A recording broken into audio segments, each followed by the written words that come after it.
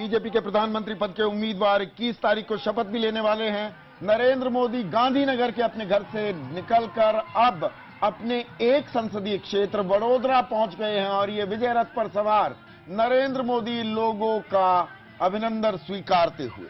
बिल्कुल याद हो कि नरेंद्र मोदी जिस तरीके से वाराणसी और वडोदरा दोनों सीटों से चुनाव लड़े और वडोदरा में तो एक तरीके से रिकॉर्ड ही इन्होंने दर्ज कर लिया है जहां तक इनकी जीत की मार्जिन का सवाल है। कल दिल्ली के लिए जो है वो रवानगी देंगे गुजरात से दिल्ली आने के बाद और 21 तारीख को माना जा रहा है कि जो शपथ ग्रहण का समारोह है उसमें जिस तरीके से जो है उसके बाद हम कह सकेंगे कि प्रधानमंत्री नरेंद्र मोदी नजर आएंगे देश में। बिल्कुल, और गुजरात में 26 की 26 सीटों पर बीजेपी कब्जा जमाती दिख रही है। और आप कहेंगे इसमें बड़ी बात क्या है, नरेंद्र मोदी जी तो गुजरात से हैं, लेकिन अगर हम 2009-2004 के चुनाव की बात करें तो 2009 में बीजेपी के खाते में 26 में से 15 सीटें गई थी, कांग्रेस की 11 थी, और 2004 में बीजेपी को 14 मिली थी और कांग्रेस को 12 सीटें मिली थी। हमारे साथ स्टूडियो में कुछ खास मेहमान हैं। नीलांजन मुखोपाध्याय, नरेंद्र मोदी पर इन्होंने बाकायदा एक किताब लिखी है। टी.आर. रामचंद्रन वरिष्ठ पत्रकार हैं। पुरुषोत्तम अग्रवाल साहब जाने माने राजनीतिक विश्लेषक। सीएसडीएस के डायरेक्टर संजय कुमार हमारे साथ हैं और शैबल गुप्ता हमारे साथ हैं, जाने माने समाजशास्त्री हैं। तो ये विजय जुलूस तो चल पड़ा है, लेकिन संदीप आपको याद दिला दूं सिद्धार्थनाथ सिंह भी हमारे साथ मैं उनके साथ मैंने उनका अभी जानबूझकर जिक्र नहीं किया है। आप नीलांजन कुछ कहना चाह रहे हैं? मैं सुबह से थोड़ा, हम लोग पत्रकार हैं, हम लोग अच्छी हेडलाइन बनाने के लिए अक्सर इनोवेटिव शब्दों का इस्तेमाल करते हैं। सुबह से हम लोग तूफान, लहर, सुनामी का इस्तेमाल कर रहे हैं। ये स्पेक्टेकुलर जीत भारतीय जनता पार्टी की मेरे ख्याल से मीडिया तक अगर सीमित रहे तो ये अच्छी बात है, लेकिन सुन पा रहे काफी लोगों के, खासतौर से भारतीय जनता पार्टी के कुछ नेताओं के भी मोदी की सुनामी ये सब एक विध्वंस के साथ लिंक्ड है। आज के तारीख में खासतौर से मोदी जी जैसे आदमी जो जिसे खास एक राजनीतिक प्रक्रिया से निकल के आए, बेसिक कोशिश ये होनी चाहिए कि जो हिंदुस्तान का जो टेम्परेचर बढ़ा है इस एक बहुत ही हीटेड कैंपेन के दौरान, इसको सबसे पहले एक मैसिव मैंडेट पाके रिस्पॉन्सिबिलिटी, मतलब हम सीधे शब्दों में बिना लार लपेट के ये कहें ये जबरदस्त जीत हासिल की बहुत है जबरदस्त। और सोशल टेम्परेचर कम करने की जरूरत है। अच्छे स्टेट्समैन बनने के लिए मेरे ख्याल से सबसे पहला मैसेज ये जाना चाहिए, डिग्निटी एंड ह्यूमिलिटी के साथ सरकार चलेगी। बिल्कुल, वडोदरा में लोगों को किस तरह से संबोधित करेंगे, दिल्ली आएंगे, वो यहां पर क्या कहने वाले हैं ये भी हम जानेंगे। और जो बात स्मिता कह रही थी, सिद्धार्थनाथ सिंह बीजेपी की ओर से हमारे साथ है, प्रेमचंद मिश्रा कांग्रेस की ओर से, और लखनऊ से मेरे सहयोगी मनोज राजन त्रिपाठी भी मेरे साथ जुड़ने वाले हैं। लेकिन पहले वडोदरा में मोदी क्या कह रहे हैं उस पर नजर टिकाए रखते हैं।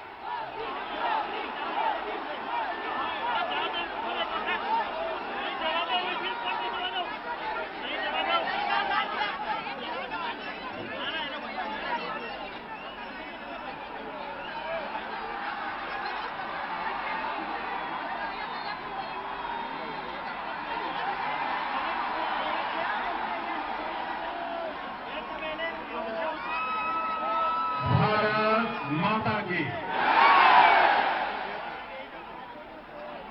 भारत माता की।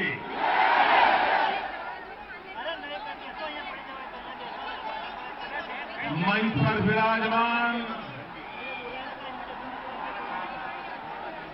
भारतीय जनता पार्टी के सभी वरिष्ठ महानुभाव,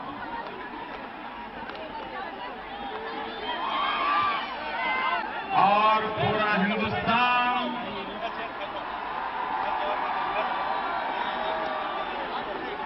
जिस नगरी के लिए आज गौरव कर रहा है,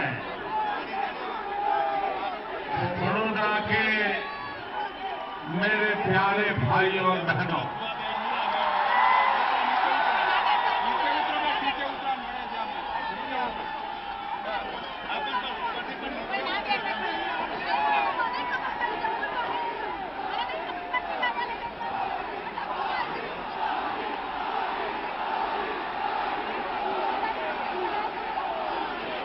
देश भर के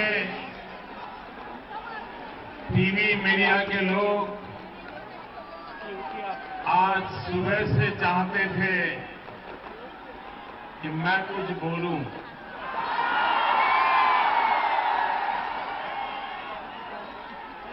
लेकिन मेरा मन करता था अगर बोलूंगा तो बड़ौदा जाकर के बोलूंगा।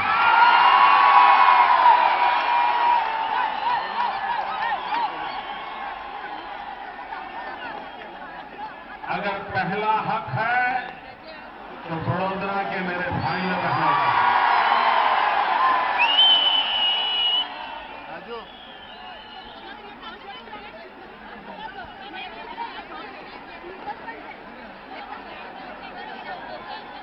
आप जरा मुझे बताइए आज का दिन कैसा लग रहा है?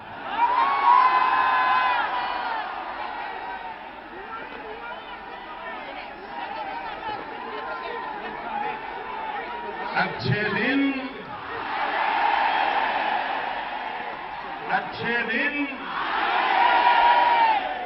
वाह।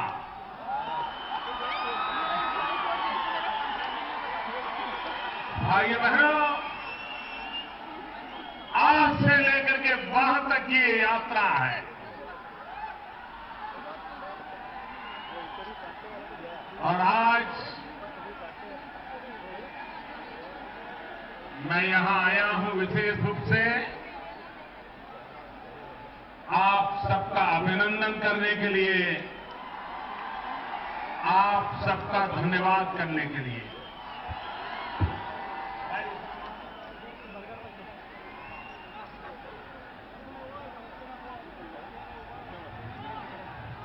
भाइयों बहनों, इस चुनाव में व्यक्तिगत रूप से उम्मीदवार के नाते दो महत्वपूर्ण बातें मेरे साथ हुई। एक, बड़ौदा को मैं मुश्किल से नामांकन भरने के बाद सिर्फ 50 मिनट दे पाया था।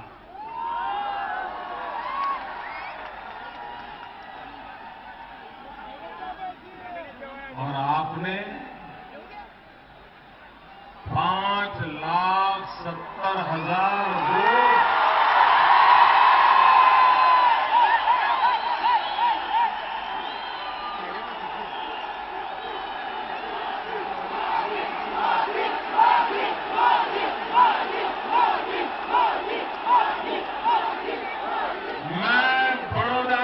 जनता को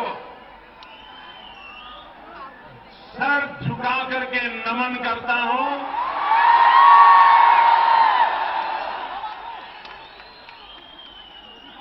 आपने जो प्यार दिया है और एक एक मतदाता ने नरेंद्र मोदी बन के काम किया है।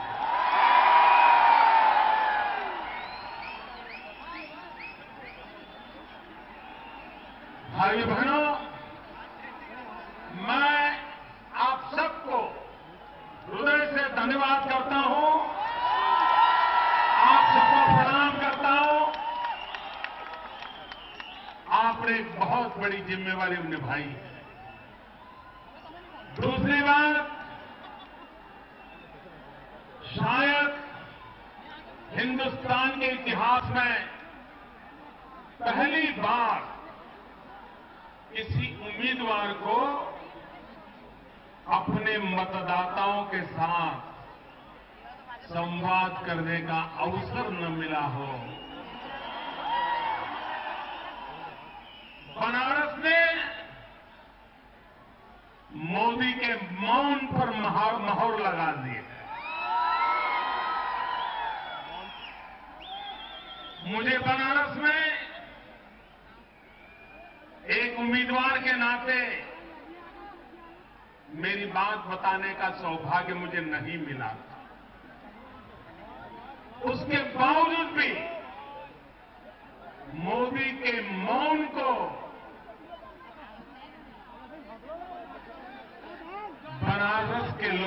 जिस प्रकार से मोहर लगाई है, ये दोनों घटनाएं हिंदुस्तान की राजनीतिक जीवन की महत्वपूर्ण घटनाएं जो मेरे साथ जुड़ी हैं। मेरे वडोदरा के भाइयों बहनों, आपको पता है आज आपने 60 साल के हिंदुस्तान के लोकतंत्र के इतिहास में एक नया रिकॉर्ड पर स्थापित किया है। आपको मालूम है, मैंने अभी तक मीडिया में ये बात मेरी नजर में नहीं आई, शायद मीडिया वालों को भी नजर नहीं आया होगा। हमारे देश में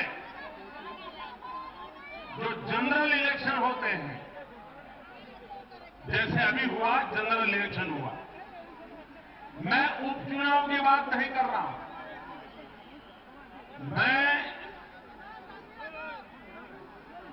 उपचुनाव कहीं एकाध दो जगह पे उपचुनाव होता है उसकी बात नहीं कर रहा हूं, इसलिए मीडिया वाले मुझे कोई नेगेटिव कोट करके फिर गाड़ी आगे न चला दें।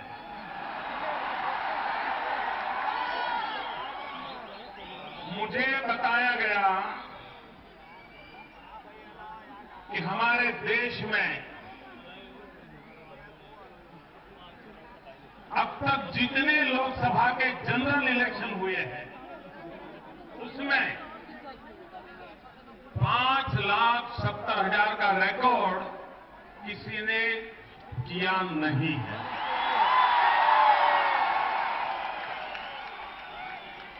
Victory margin 5,70,000 in general election,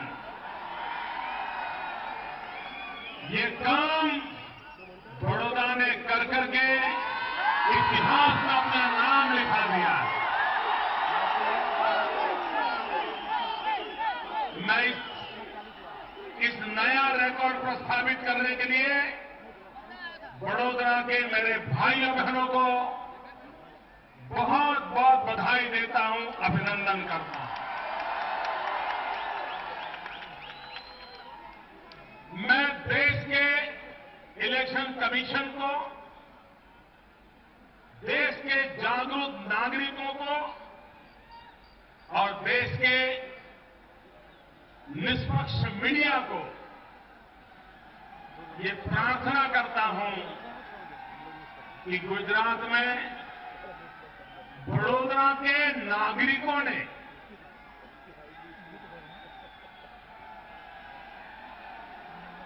जो इनिशिएटिव लिए और किसी व्यक्ति का प्रचार नहीं,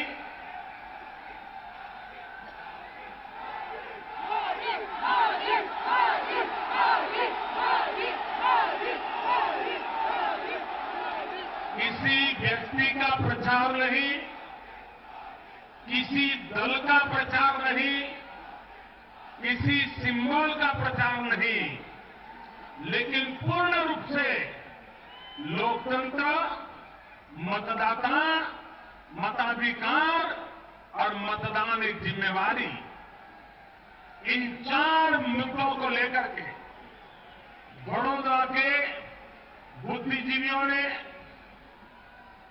सिविल सोसाइटी ने, एनजीओ ने, चैंबर्स ने, इंडस्ट्रियल एसोसिएशन ने, डॉक्टर, वकील, स्पोर्ट्स पर्सन, यानी बड़ौदा के नागरिकों ने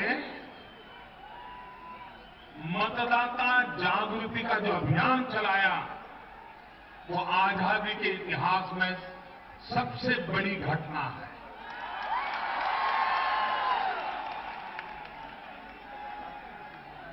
एक नागरिक के नाते मैं बड़ौदा के इन भिन्न भिन्न और राजनीतिक संगठनों का सार्वजनिक रूप से अभिनंदन करता हूं, उनको मैं बधाई देता हूं।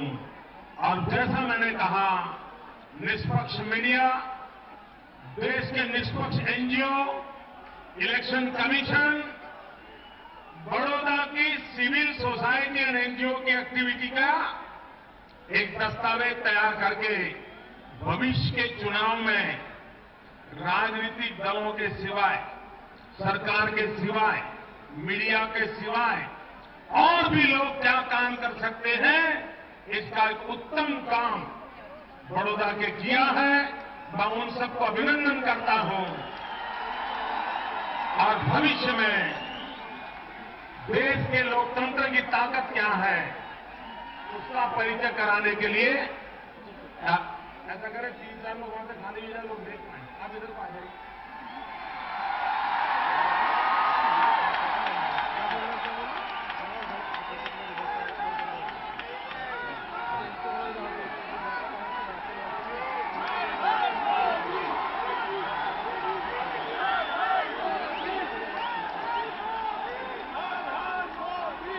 देखिए, मोदी कहीं पर भी हो, आपकी परेशानी उसको पता चल जाती है।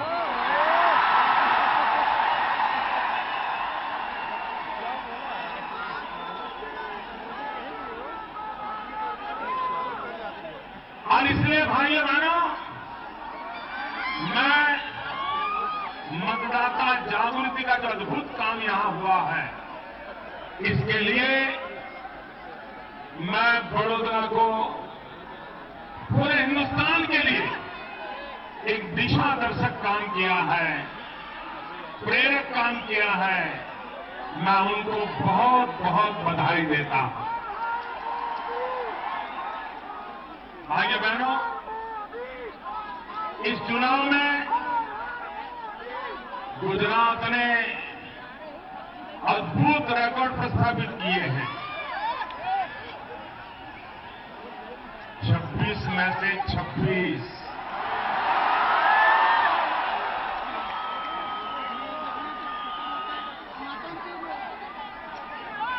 पहले जब बोलते थे ना तो कुछ लोग हमारा मजाक उड़ाते, और मैं बताता हूं 26 में से अगर 25वीं आती ना तो कल हमारी धुलाई हो जाती। भाजपा वालों के सारी बातें बेकार गई। 26 का दावा करते थे, मुश्किल से 25।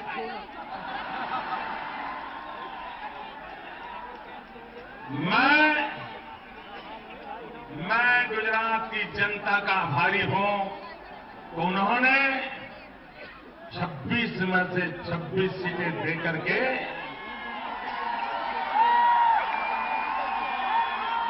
और विजय मामूली नहीं है। 1 लाख, 2 लाख, 4 लाख तो आसान है।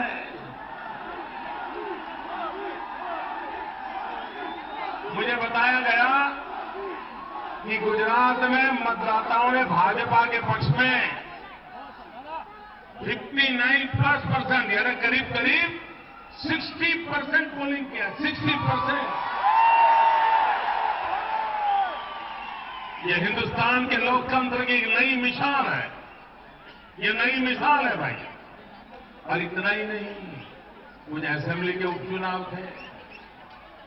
अपने यहां जो दूध बेचने वाला आता है ना, तो 1 लीटर दूध लेने के बाद वो गृहिणी होती है ना, उस दूध वालों के, अरे थोड़ा ऊपर दे दो, तो वो थोड़ा डाल देता है, डालता है ना। सब्जी खरीदने जाते हैं तो फिर कहते हैं चल थोड़ा 2 मिर्ची कोसंबरी डाल दे, तो डाल देता है ना। तो गुजरात के लोगों ने 7 असेंबली के उपचुनाव थे, जिसमें 6 कांग्रेस की सीटें थी, 1 भाजपा की थी। भाइयों बहनों, कांग्रेस से उसमें से भी 3 छीन करके हमको दे दी। 7 में से 4 भारतीय जनता पार्टी ने असेंबली में भी दे दी, और 3 इसलिए रखी है कहीं उनको तकलीफ न हो।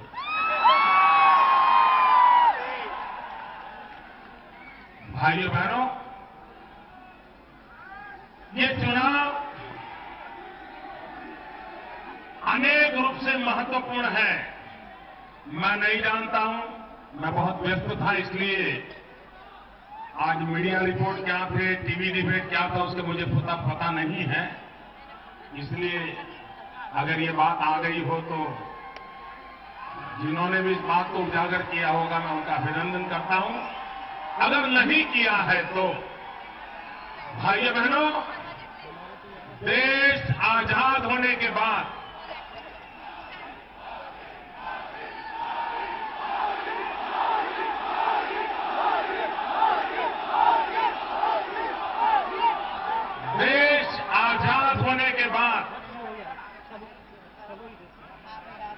ज्यादातर कांग्रेस पार्टी की सरकार रही है और जब भी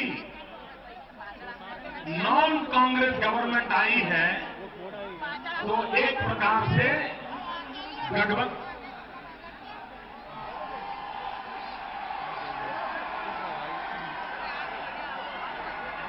आप लोग इजाजत दें तो मैं बोलूं।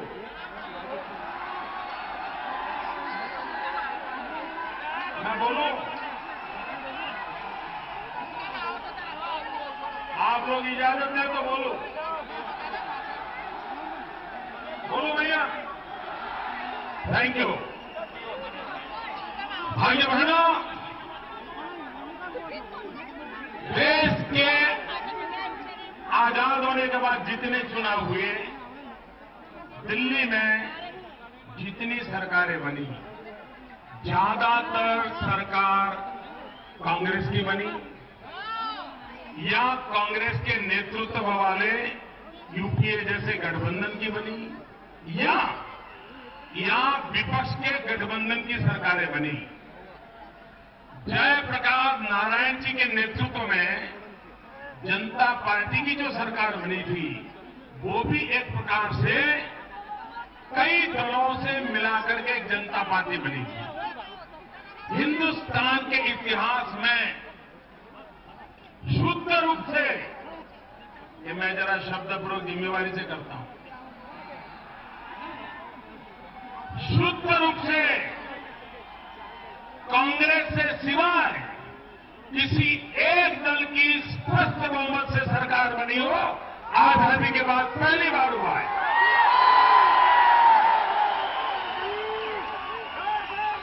मैं नहीं जानता हूं पॉलिटिकल पंडितों का इस पर ध्यान गया कि नहीं गया। भाइयों बहनों, आजादी के बाद जनता पार्टी भी इमरजेंसी में कई दलों को मिलाकर के एक प्लेटफॉर्म बनाया गया। ये पहला चुनाव है जो शुद्ध रूप से सन 52 से कांग्रेस की विचारधारा के खिलाफ लड़ाई लड़ने वाला, राष्ट्रवादी विचारधारा को लेकर के चलने वाला, एक वैचारिक अधिष्ठान पर खड़ा हुआ दल इस चुनाव के मैदान में हिंदुस्तान की जनता के आशीर्वाद पाने में सफल हुआ।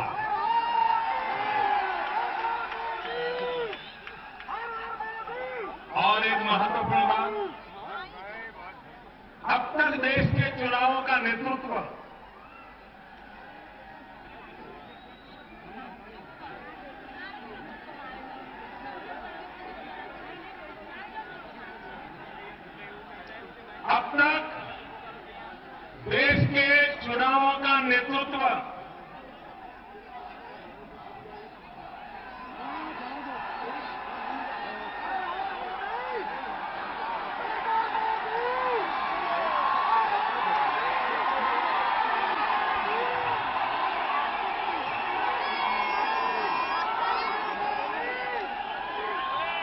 अब मेरी बारी,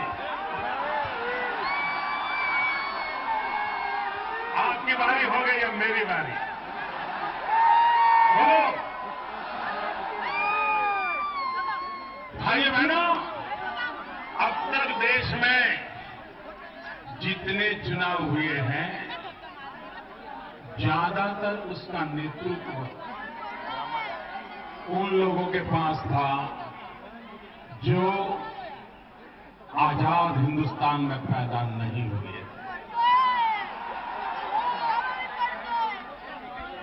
आजादी के पहले पैदा हुए थे, उनके पास हर चुनाव में नेतृत्व रहता था। ये पहला चुनाव है जिसका नेतृत्व आजादी के बाद जो पैदा हुए उनके हाथ में था।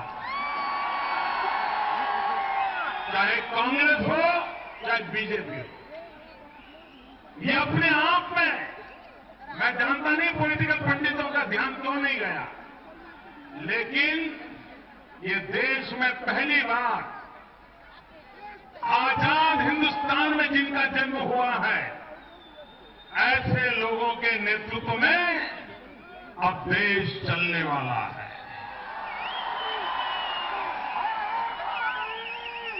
भाइयों बहनों,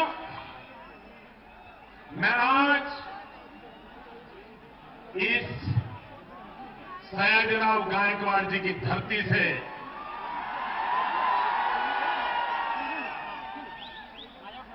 देशवासियों को विश्वास दिलाना चाहता हूं कि हमें आजादी के लिए मरने का सौभाग्य नहीं मिला। हमें आजादी के लिए जेल जाने का सौभाग्य नहीं मिला। हमें आजादी के जंग में अंग्रेज सल्तनत के जुल्मों को सहने का सौभाग्य नहीं मिला। लेकिन भले हमें आजादी के लिए जीने मरने का अवसर न मिला हो, लेकिन आजाद हिंदुस्तान में स्वराज्य के लिए जीना ये हमारा संकल्प है। हम स्वराज्य के लिए मर नहीं पाए, लेकिन स्वराज्य के लिए जी सकते हैं। देश के लिए मरने का सौभाग्य नहीं मिला, लेकिन देश के लिए जीने का सौभाग्य मिला है। 125 करोड़ देशवासी, 125 करोड़ देशवासी, आज देश के लिए मरने का समय नहीं है, आज देश के लिए जीने का समय है। और इसलिए भाइयों बहनों, अगर 125 करोड़ देशवासी देश के लिए जीने का संकल्प करते हैं, 125 करोड़ देशवासी एक नागरिक एक कदम चले, तो मेरा देश 125 करोड़ कदम आगे बढ़ जाएगा। एक जनशक्ति है जिसके सामर्थ्य से भारत का भविष्य बनने वाला है। और भाइयों बहनों, आपका मुझ पर भरोसा है, मेरा आप पर भरोसा है। और ये भरोसे की ताकत है जो भारत के सामान्य मानवी के सपनों को पूरा करने का सामर्थ्य रखती है। और भाइयों बहनों, उसी के आधार पर हमें आगे बढ़ना है। भाइयों बहनों, देश की जनता ने 3 सेंचुरी लगाई है, ट्रिपल सेंचुरी। एनडीए को 305 दे दी।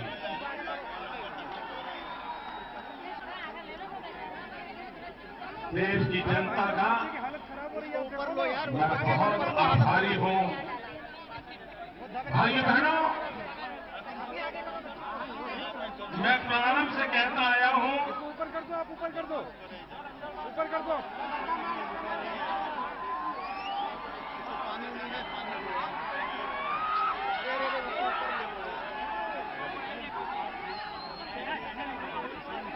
मैं प्रारंभ से कहते आया हूं कि जो सरकार होती है वो सरकार किसी दल की नहीं होती है। सरकार देश की होती है। सरकार कुछ विशेष लोगों की नहीं होती है। सरकार 125 करोड़ देशवासियों की होती है। सरकार किसी एक भूभाग की नहीं होती। सरकार आज से तो हिमाचल से लेकर के कन्याकुमारी तक और कच्छ से लेकर के कामरूप तक पूरे हिंदुस्तान की होती है। सरकार के लिए न कोई अपना होता है, सरकार के लिए न कोई पराया होता है। 125 करोड़ देशवासी ये हमारे अपने होते हैं। उन्हीं का कल्याण, उन्हीं का सुख, उन्हीं की जिंदगी में बदलाव लाना ये सरकार की प्राथमिकता होती है। और इसलिए भाइयों बहनों, चुनाव की सरगर्मी समाप्त हो चुकी है। देश की जनता ने अपना वर्डिक्ट दे दिया है और वो वर्डिक्ट हमें यही कहता है कि हमें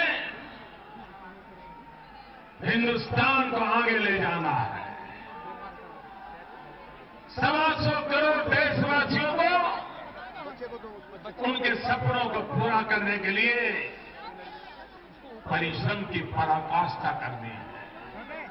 भाइयों बहनों, मैं एक सवाल पूछूं आपको? पूछूं?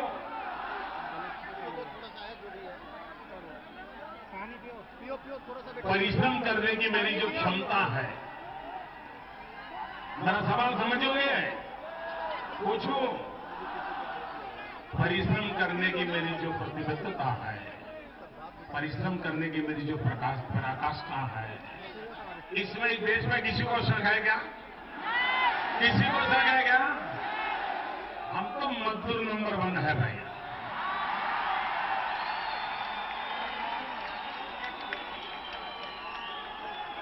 आने वाले 60 महीने इस देश को मेरे जैसा मजदूर नहीं मिलेगा भाइयों।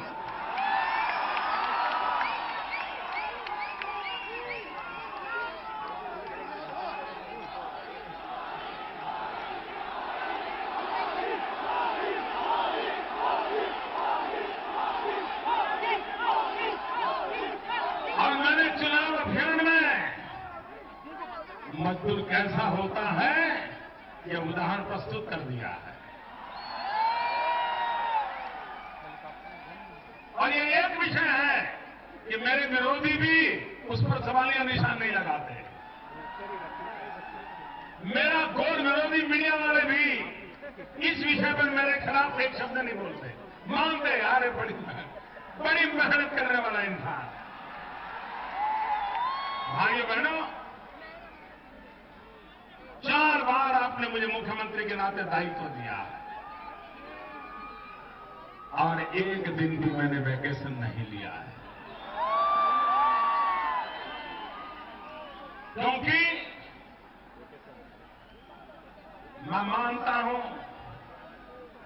कि आपने मुझे जो जिम्मेवारी दी है इसको पूरा करने में शरीर का प्रत्येक कण, समय का प्रत्येक क्षण 125 करोड़ देशवासियों को समर्पित है।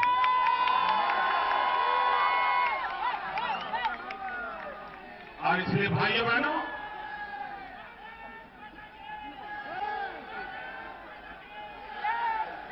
मैं आपको विश्वास दिलाता हूं, मैं देशवासियों को भी विश्वास दिलाता हूं, हमारा मकसद है जो हमने नारा नहीं, गुजरात में हमारे उस स्पिरिट को हमने जी करके दिखाया है। वो हमारा स्पिरिट है सबका साथ, सबका साथ, सबका साथ, सबका साथ, सबका साथ। भाइयों बहनों, सबका साथ, सबका विकास। यही हमारे काम का मंत्र है और ये खोखले शब्द नहीं है, ये हमारे स्पिरिट है, हमारे वर्क कल्चर का डीएनए है। और इसलिए भाइयों बहनों, जनता ने हमें स्पष्ट बहुमत दिया, एनडीए को इतना भारी संख्या में हमें विजय दिया, लेकिन भाइयों बहनों, ये विजय हमारे लिए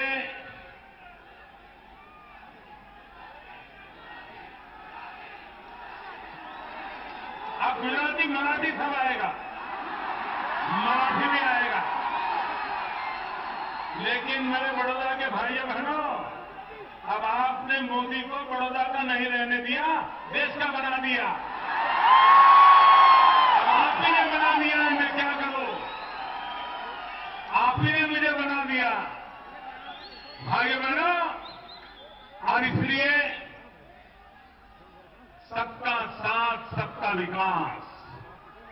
भाइयों बहनों, विजय कितना ही भव्य क्यों न हो, भारतीय जनता पार्टी की विजय पताका कितनी ही ऊंचाइयों पर क्यों न फहरती हो, एनडीए का विजय पथ इतना तेजस्वी ओजस्वी रहा हो, इसके बावजूद भी हेलो सुनो, भारत का संविधान मुझे कहता है, भारत का लोकतंत्र मुझे सिखाता है, भारत की उज्जवल परंपराएं मुझे सिखाती है।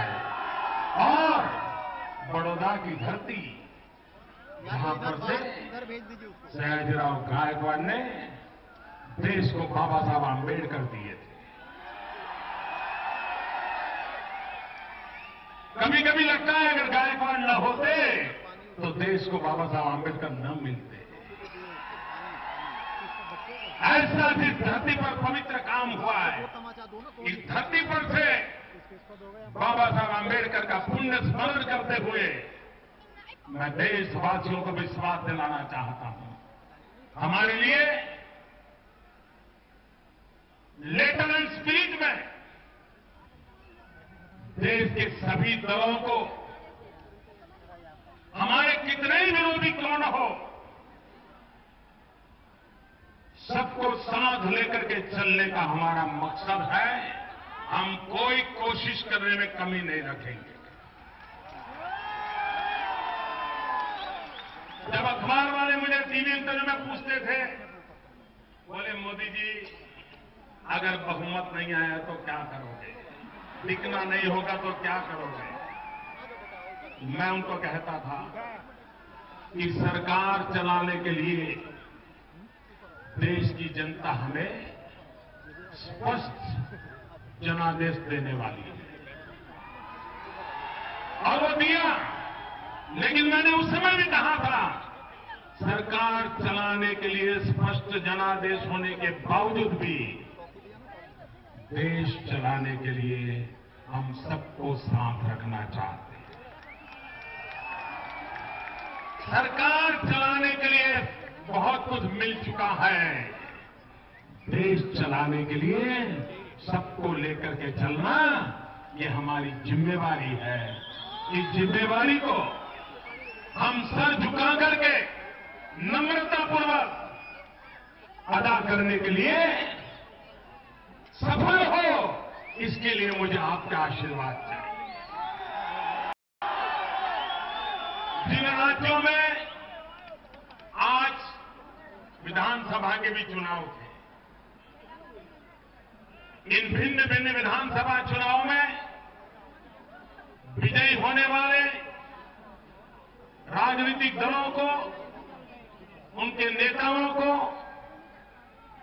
वहां पर नए चुने गए विधायकों को मेरी तरफ से मैं बहुत बहुत शुभकामनाएं देता हूं। और मुझे विश्वास है कि भव्य भारत के निर्माण में, उनके राज्य में, उनके नेतृत्व में आगे बढ़ने के लिए वो भरपूर प्रयास करेंगे और सफल होंगे, ये मेरी उनको शुभकामनाएं हैं। जो सांसद पूरे देश से चुन करके आ रहे हैं। कुछ के नतीजे बाकी होंगे, कुछ के आने बाकी होंगे, अलग अलग दल होंगे। उन सबके दल के सफलता प्राप्त करने वाले और जिनको अभी शायद सफलता मिली न मिली हो, उन सबको भी मेरी तरफ से मैं सभी दल के सभी राजनेताओं को अंतःकरण पूर्वक बहुत बहुत शुभकामनाएं देता हूं और मैं आशा करता हूं कि देश चलाने में उनका समर्थन मिलता रहेगा, सहयोग मिलता रहेगा और हम सब मिलकर के देश को आगे बढ़ाने में यशस्वी होंगे।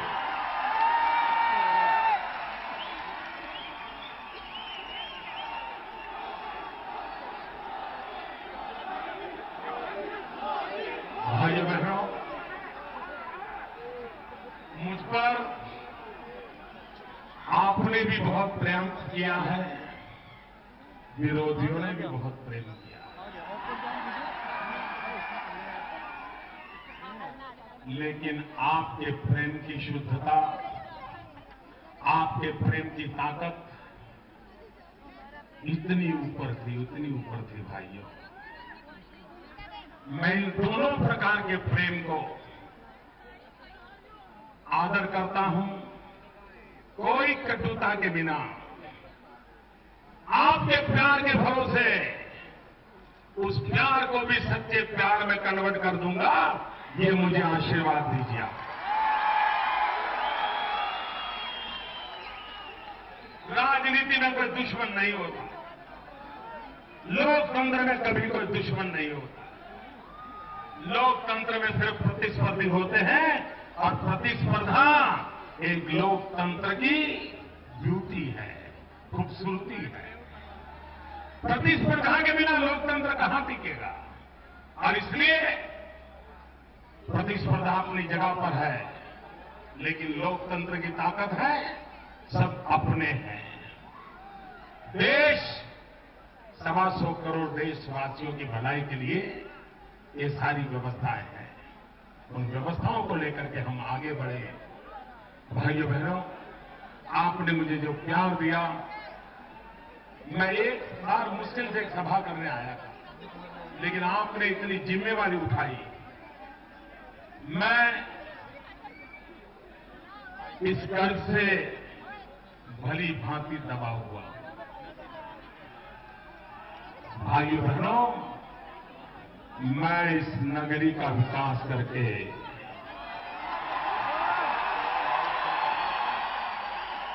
इस नगरी को नई ऊंचाइयों पर ले जा करके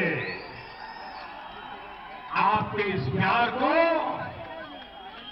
विकास के रूप में समाया करके लौटाऊंगा। भाइयों, समाया।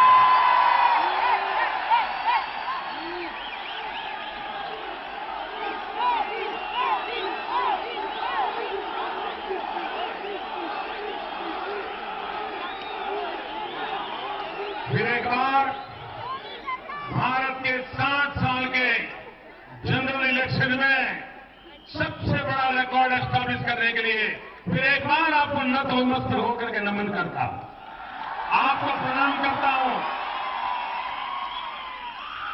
और राजनीतिक क्षेत्र के उन कार्यकर्ताओं का भी जिन्होंने 40-45 डिग्री टेम्परेचर में पोलिंग बूथ को संभाला, जिन्होंने घर घर जाकर के लोग कहते थे, अरे आप चिंता मत करो, आने की जरूरत नहीं है, ऐसा कहते थे लोग। फिर भी वो कहते थे, नहीं हमारा कर्तव्य, हम आएंगे, हम कहेंगे, मिलेंगे। ये तपस्या है, ये तपस्या जिन्होंने की है, उन लाखों लाखों भाइयों बहनों को, उन लाखों लाखों कार्यकर्ताओं को हृदय से मैं अभिनंदन करता हूं। बहुत बहुत बधाई। मैं हजारों की तादाद में यूट्यूब पर छोटे छोटे बच्चों के स्लोगन में देखता था। मैं जरा सोशल मीडिया में जरा नजर करने का मेरा शौक है। 1-1 साल के, 2-2 साल के बच्चे अब की बार यूट्यूब पर देखिए आप, जिन बच्चों को शायद अभी तो माँ पप्पा मम्मी बोलना सीखा था, वो बच्चे भी। इसका मतलब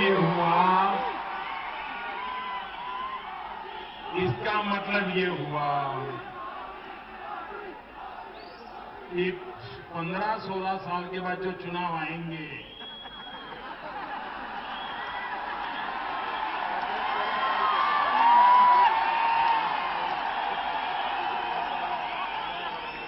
उसकी फौज भी तैयार हो गई।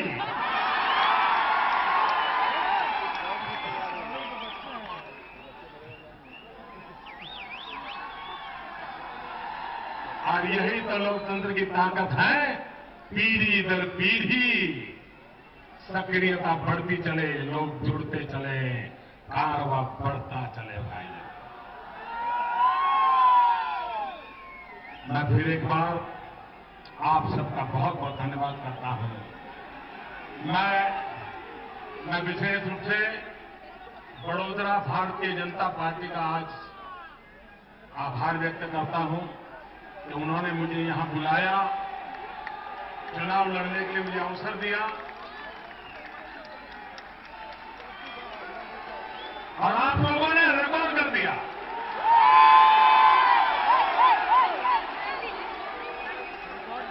बहुत बहुत धन्यवाद भाइयों। दोनों मुट्ठी बंद करके मेरे साथ बोलेंगे, वंदे। पूरी ताकत करिए। हम मीडिया वाले मेरी तरफ नहीं, आपकी तरफ आएंगे। वंदे वंदे वंदे वंदे वंदे वंदे वंदे वंदे वंदे। बड़ा एक काम आता चलायचे का, सगळं चांगलं झालं ना? समजवत आहे ना तुम्हाला? હવે આપણે ગુજરાતીમાં મજા આવી ગઈ ને? યાદ પડી ગઈ ને?